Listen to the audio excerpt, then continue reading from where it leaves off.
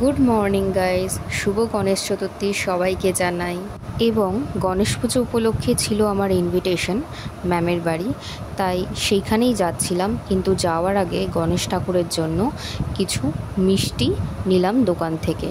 নানান রকমের মিষ্টি ছিল, কিছু সেখান থেকে মিষ্টি নিয়ে তারপর ক্যাডবেরি নিলাম, কোল্ড ড্রিঙ্কস নিলাম, নিয়ে চলে গেলাম ম্যামের বাড়ি গণেশ ঠাকুরের দর্শন করার জন্য।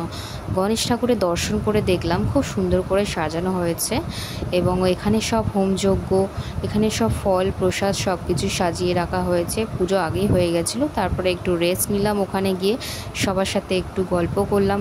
গল্প করেই তারপরে আমার কাছে নিয়ে আসলো একটু প্রসাদ খেলাম। তারপর প্রসাদ খাওয়ার পর আমি চলে গেলাম লাঞ্চ করতে। লাঞ্চে দেখলাম খুব ভালো ভালো আইটেম, আমার প্রিয় আইটেমগুলো রান্না করা হয়েছে। যেমন হচ্ছে ফ্রাইড রাইস আমি খুব ভালোবাসি, তাই 2 হাত আমি ফ্রাইড রাইস নিয়েছিলাম।